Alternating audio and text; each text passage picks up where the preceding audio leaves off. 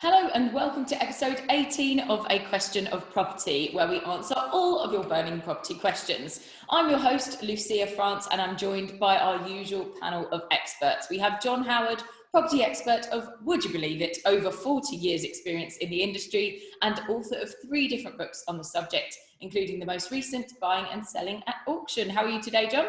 I'm very well, and I can't believe it either. No, none of us can. None of us can. Thank you. Stefano Lucatello, welcome to you. A senior partner at Cobalt Law International Property Lawyers and our go-to for advice on buying and selling property pretty much anywhere in the world. So how are you, Stefano? Morning, Lucia. Thank you. Very well. Morning, all. Good morning. And Paul Mahoney, last but not least, our best-selling author, award-winning property speaker and head of Nova Financial Group, and our much-needed voice of reason within the group. Good morning, Paul. Morning. So, guys, your very first question for today, I'll start things off. Where is your favourite place to go on holiday? Would you go beach or would you go somewhere cold or a walking holiday? Let's go to Stefano for this one first. My favourite place is Italy. Why not? What a surprise. What a surprise. God's country, as one would say. Mafia country, more like. Go on. Careful what you say, John. Careful. John, we'll go to you for that. I had a feeling you were going to say the UK, John. Ipswich. Ipswich, yes. Well, I have to say, there's a place in Suffolk called Walberswick, which is very famous. It's where you didn't get those flats, isn't it, John? It's You'll exactly never forget that. Very good. I didn't get those flats, and it's a very, very special place to my heart. It's beautiful Suffolk countryside. It's next to Southwold, and if anyone's got the chance to go there, they should. An awful lot of very. Oh, we've lost him. We've lost you there, John. He's paused. Keep him like that. Keep him like that. Should we leave John there? We'll go on to Paul for your answer for this one while we get John back. He's asleep, isn't he? Yeah, look, beach for sure for me. I grew up on a beach town in Australia. I love Spain. You know, being on the beach, drinking sangria, eating tapas. I don't think you can beat that as a holiday. No, nothing wrong with that at all. Yeah, I'd have to agree with you there on Spain, having lived there for a while. And I do actually really love California as well. I lived there for a while, and that's got some beautiful beaches and also beautiful kind of scenery and stuff like that as well. Have you ever worked, Lucia? You just seem to have one long holiday. Oh, I was working out there. All right. I was working out there, yeah. One long holiday, the cheek of it. John, are you there? Can you hear us? We'll come back to John, hopefully by the time we've got through these first 2 questions. Paul, are you still recording speaker view? Yes, I believe so. Maybe if you record gallery view. Oh, yeah, that should be fine. Change it to okay. So, Paul, let's go to you for the first question then. Predicting the future here. Paul, do you think that the opportunities and the profits that your clients have made over the last 5 years in investing in property will continue for the next 5 years? And if so, why? Yeah, good question. Okay, the short answer is yes. And the reason why is we change locations when it makes sense to do so. So, you know, I think the best way to answer this is with examples. For example, Manchester 5 years ago, we were investing ourselves and our clients were investing in the likes of Deansgate, which is right in the centre of the city. Back then, you could get a well-sized, desirable 2-bedroom apartment for low 200,000s. Right. For those same assets now, you're paying about 350,000. Right. So that area has grown substantially from, you know, sort of £250 a square foot to £450 a square foot. So obviously we're not investing there anymore because it's hard to see, in relating this back to the question, it's hard to see that same growth over the next 5 years. It will unlikely happen. However, as we've seen that happen, we've moved to new locations, but still within the same city. So for example, the fringes of the city, you know, one particular development where we had quite a few clients invest called One Region, bought there about 18 to 24 months ago, again at that sort of similar 250 range for 2 beds. And now those properties are selling for over 300,000. So I'm sure everyone's heard of the ripple effect. That has been very obvious in Manchester over the past few years. And then you go one step out again, for example, where I've just bought a property in Salford in Manchester, which is just outside the city centre, but it's between the city centre and Salford Quays, 2 major employment hubs in their own right. And that area, that Salford Aldgell area, is being squeezed by the expansion of the city centre and Salford Quays. And probably over the next few years, as that gentrification and development happens, we'll almost all become one. So that's where we see the next growth opportunity. You know, for example, where I've just bought there, you don't quite have the cool cafes and the trendy gastro pubs on your doorstep, but you can see them down the road. Yeah. You know, so that's where we see the opportunity in that particular city, for example. So I suppose to round out the answer to that question is, if you're investing in the right properties in the right locations based upon the current situation, then yes, you can be confident in growth in the short, medium and long term. However, you do need to adapt to the way the market changes. So, Paul, are you saying that Salford is a good place to invest? Because I was thought Salford had been... not all of Salford, but no. Parts of Salford, yes. I'm in the process of buying a property there at the moment. Yeah, because Salford Quays appears to have sort of bloomed. Well, phase 2 of Salford Quays is now starting. All right. You've obviously got Media City there, so BBC and ITV, Eon. So it's a big sort of tech and media hub, and that's growing. And then also the city centre's growing. So you've got this little corridor in the middle between those 2 locations that is all kind of getting squeezed by a lot of development. Yes. And as we've seen time and time again, you know, I often, given we're based in London, I often refer to places in London that have experienced growth, you know, like Shoreditch, Shoreditch because it's close to the city, Stratford because of the Olympics and Westfield, the Docklands and Canary Wharf, Southeast London now. You know, all of those areas have gentrified or are gentrifying, whether that be because of their proximity to the centre of London or through major development and new facilities and amenities. So they're the sorts of things that we look for to give confidence in those sorts of things. So, but yeah, Paul, with this question, it's, you know, this person is basically asking you to predict the future, which of course is impossible, but you're talking about look at the area specifically rather than a general. And I'll say it again, I said it in the last episode, you know, far too many people focus on the direction of the overall market. Don't try to ride the UK property wave. Identify the best possible location that are driven by individual driving factors and have depth in areas such as employment, facilities, amenities, infrastructure. Try to tick as many of the boxes as you can so far as what tenants and future buyers want, because that's going to drive demand and that creates safety. Right. Interesting, Paul, as you're talking, I'm just looking on the net now.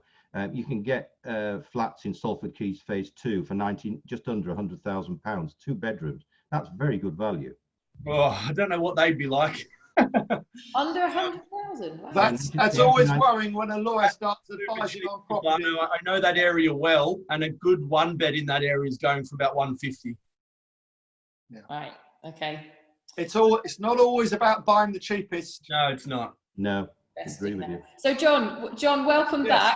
Good to see you. Yes, sorry, my internet, being in the country, I'm sorry. Beautiful Suffolk countryside. It has its downside as well. We didn't quite get the tail end of your answer about...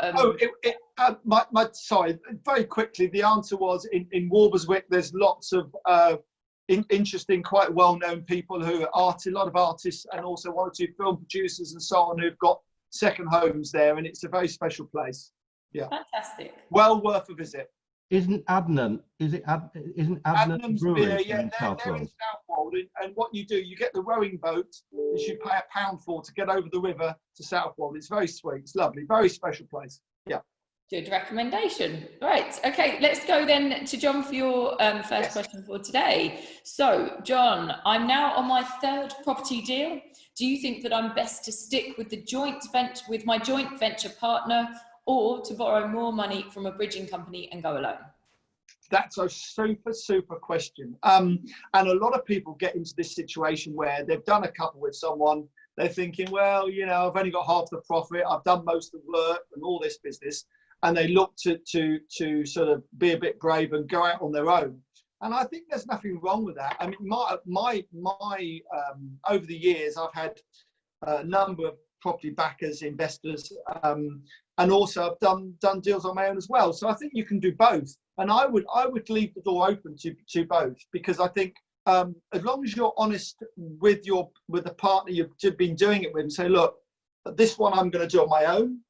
The next one, you know, I'd be happy to do with you. I don't think there's anything wrong with that. I would hedge your bets a bit, and I would try, and you can't have too many friends in property, you can't have too many contacts, and you can't have too many people willing to partner up with you either. So but the problem with other joint venture partners, of course, is one, you're diluting your profit, depending what they're going to do. If they're the backer and you can't buy the property without them, then then obviously stick with them. But if you can buy the property anywhere on your own and make a lot more money, and all they're doing is the same as you really want a joint venture partner to be totally different to you. So if you're the financial backer, you're the financial backer, and they're the doer. If they're the doer and finding the deals, then you need the backer. But you don't want to be both doing the same thing, because it's just a waste. You know, you're just doubling up all the time, and you want different skill sets. Yeah.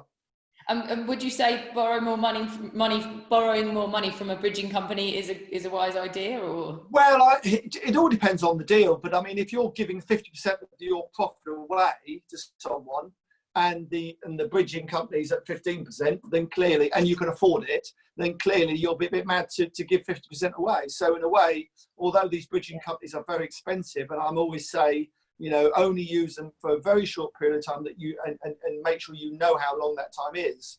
You have to say that it is cheaper than having a backer at 50%. Depends what that backer's doing, basically. Yeah. Okay. So as usual, it's all about talking, and it depends on the situation. Absolutely. Yeah. You can borrow from your parents because they have a mutual interest. Well, absolutely. That's always the best route. Family's always the best route to start with. Yeah. We won't all born with a silver spoon, though. No, I do understand, and I appreciate that. And some people came out the right womb and did nothing wrong. That's the only thing they've ever done right, and others haven't and done it and have done everything right. You get my meaning? That makes sense. Yeah. Really teasing. Move on. Right, yes. Let's go to Stefano. Your first bet. We're off to France. So I'm looking at investing in a commercial shop investment in France. I'm an experienced investor in the UK, but is the Landlord and Tenant Act for commercial properties similar out there? No. Yeah. The answer to your question is no. Move on. The commercial property in France is a nightmare. Because commercial properties in Europe are regulated as they are in the United Kingdom by a different body of legislation. And when you're buying commercial property, you don't get the same protection as you would as a consumer, beg your pardon, when you're investing in a residential property. So you have to be very, very careful, because the body of law that exists for residential purchases as a consumer does not exist for commercial sides, the commercial aspect. You need to do a proper due diligence. You would have to see comparables as we would in England, but we don't have that sort of, they don't have that sort of information available as we would do in England. So if you're buying a commercial in the United Kingdom, you would go and do, I'm sure the guys would agree. Sorry, Stefano, could you just repeat that? You'd lose me. The same body of law doesn't exist for commercial property in France as it does in England. You would have to do proper due diligence. And you don't have comparables in France. So in England, if you go and buy a commercial property, you would go and see what the others around it are doing, just to have an idea of what rent yields you would get and all the rest of it. In France, it doesn't exist. This sort of information doesn't exist, and it's very, or if it does, it's very difficult to get. So you're having to use a totally different mindset. My advice to anyone investing anywhere abroad is to have someone there who knows what they're talking about on your side. So you would actually instruct a surveyor over there who would tell you what's happening, what trends are doing, what the rental yield is, and whether it's a good or a bad investment. The other thing is that getting people out abroad is much more difficult, as we said before, especially in a commercial lease. commercial leases are very difficult to get tenants out of, even if, and I have one at the moment in Paris where we're having a real problem, even if they are in the wrong, because you can't just go and evict them. As with all things, you have to wait for the process to go through court. And if you don't, you're in breach and you can have the police coming after you. So you have to be very, very careful. Commercial property in France, Spain, Italy, Portugal is totally different from here, and it's regulated totally differently. Get someone who knows what they are talking about to effect due diligence on your part beforehand. Stefano, do they do, like in the UK, you know, 21 forward paying and insuring leases and things like that with rent reviews, or they don't? Leases, Really? leases do not as such exist abroad for commercial property. Most of the property that you sell is bought as a freehold, and leases called contrat de bail, B-A-I-L, as in bail, very rarely exist. And when they do exist, they are very draconian, they're very tight, and we don't have the same landlord and tenant, the equivalent of the Landlord and Tenant Act 1954 Part 2. I mean, the great thing in the UK, of course, is you can, if they haven't paid the rent, you can get them out within 21 days, send the bailiff in. Yeah, well, you can't do that abroad. You have to go through, you have to go to court, but it's not a 21-day procedure. No. Okay, that's interesting. Very interesting. Great. Thank you, Stefano. Thank you for that. Okay, Paul, your last question for today is here. So, Paul, I've met you and John at the Property Summits event, which I thought was good. So, that's good.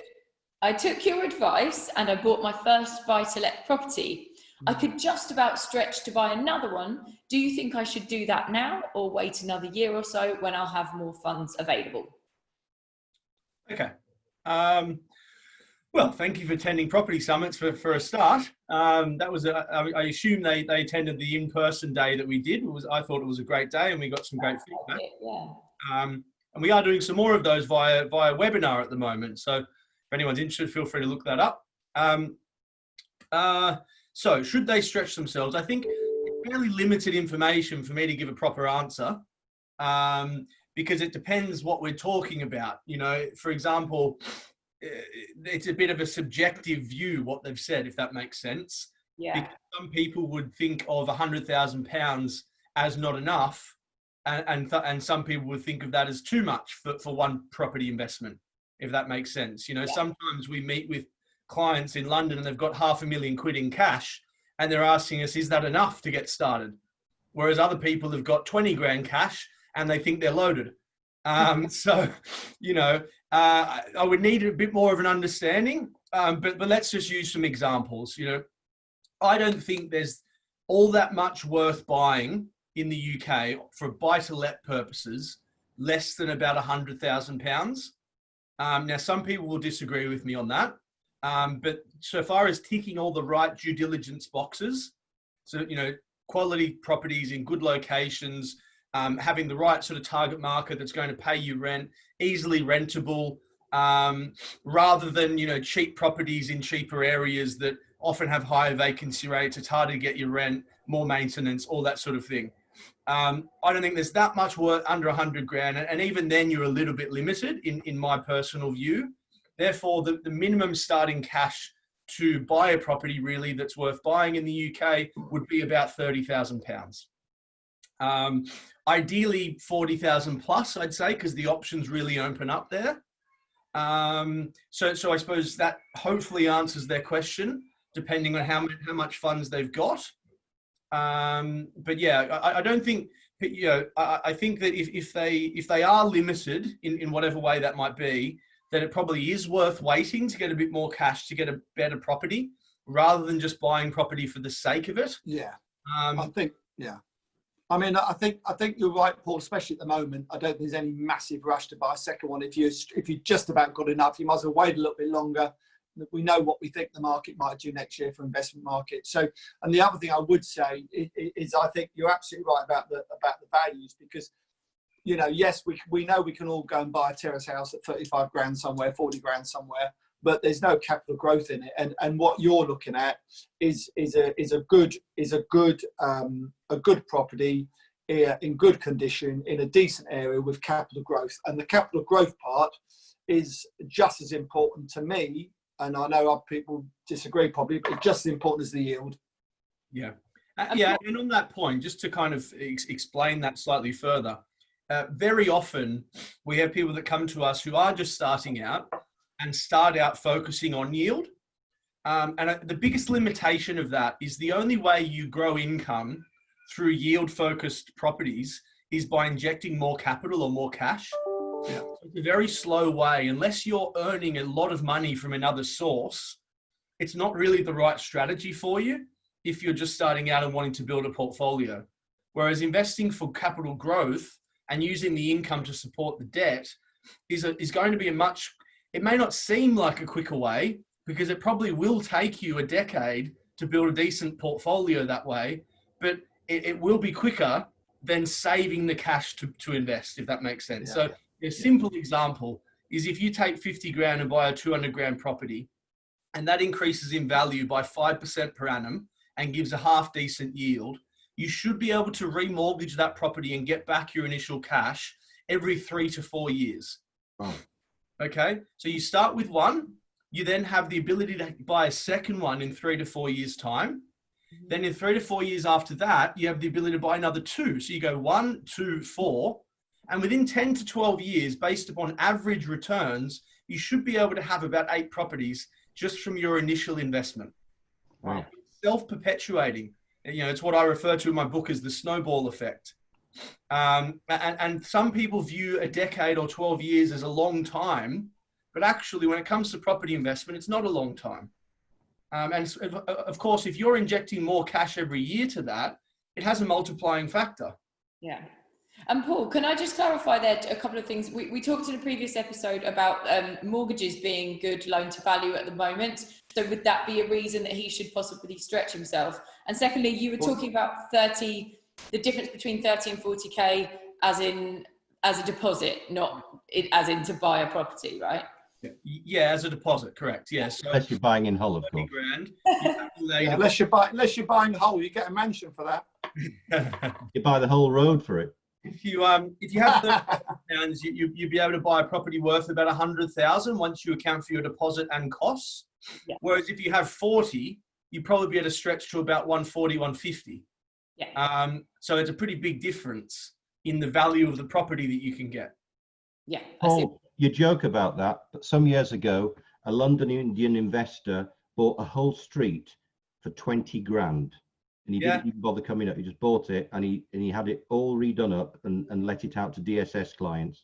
Well, in Liverpool, they were selling terrace houses for £1 at one point. Wow. There was terms and conditions to it, but you could buy it because there were streets there that were derelict. So to bring them back, they were selling them to people for £1. And I believe they had to live there for 5 years at least and do some renovation works. Yeah, it's the places where they had 12 months to redo them, and I've had a client who did that. But have you noticed lots of the ex-military are now buying up these old houses? It's been done in Hull for Heroes. They've done it in Liverpool. They've done it in Manchester. Yeah, they have. And it's good use of old properties that are derelict in not so good areas, which are being regenerated now. Yeah. Also in Italy, I saw a program. I don't know where the village was, but in Italy they were trying to attract young people to a village in Italy because everyone was over about 80 years old, weren't they? Yeah, it's happening now. I was reading about it just yesterday, John.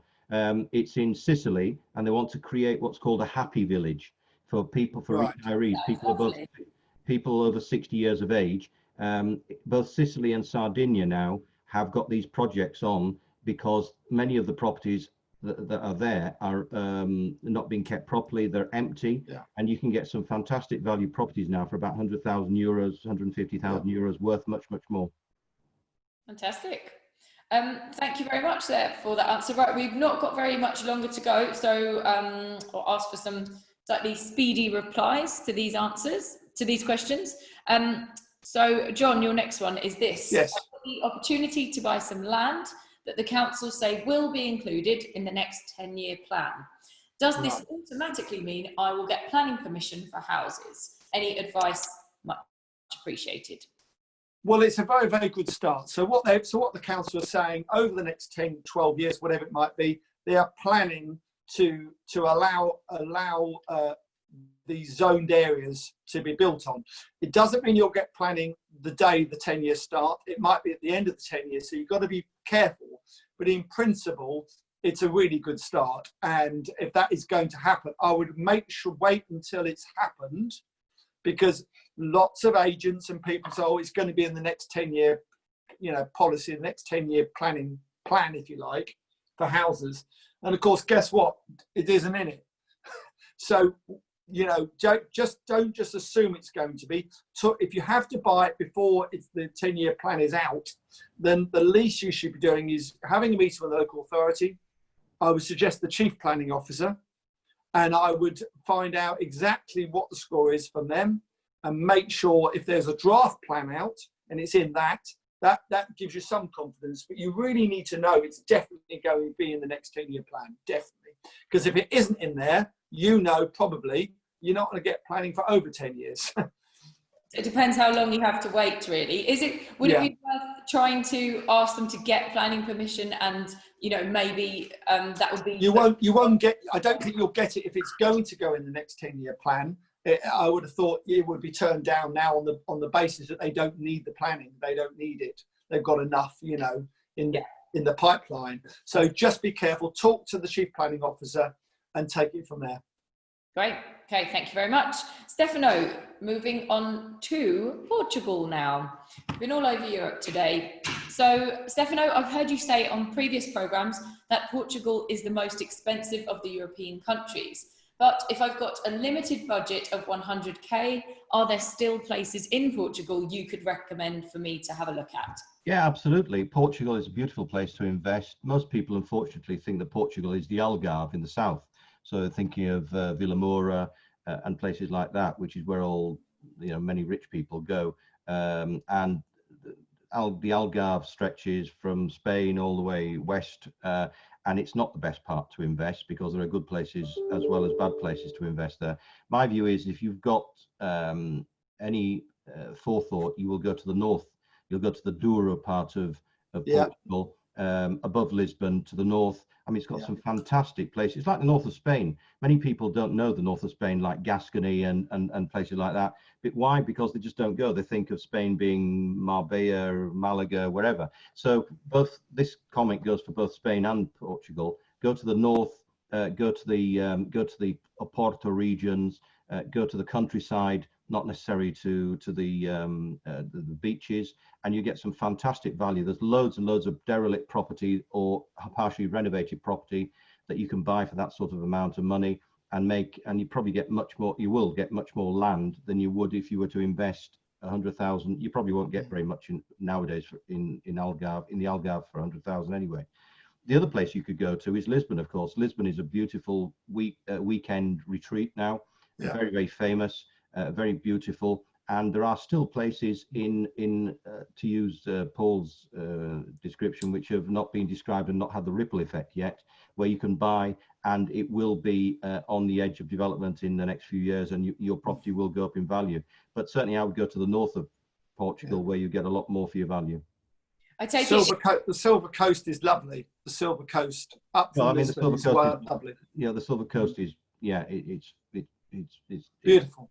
It's beautiful. It's Trafalgar and that sort of going around there is beautiful. But it depends what you want. If you want a shack on the beach, then there are shacks on the beach to be found in the South Portugal beaches. But I would say go to the north, because you get much more for your buck. Yeah. And Stefano, I guess just advising cautionary side here as well. If this person was looking to sell again soon, maybe that might not be the best option for them. No, I mean, if the intention is to buy and sell and create a quick profit, then I wouldn't go there. I'd be going to a city centre. I'd be using more the analogy that Paul does, which is go and invest in apartments which are mainly new, and there are new developments happening in all the cities in Portugal. So go and investigate that, but do your due diligence quite properly. Absolutely. Right, well, that's it for today, guys. Thank you so much, everybody, for watching. If you'd like to get in touch, please do email us, ask@aquestionofproperty.co.uk, or, of course, leave your question in the comments below. Thank you so much to Paul Mahoney, Stefano Lucatello, and John Howard for all your advice here today. And thanks at home for watching. Bye, everybody. Thanks, Lucia. Thank you. Bye-bye.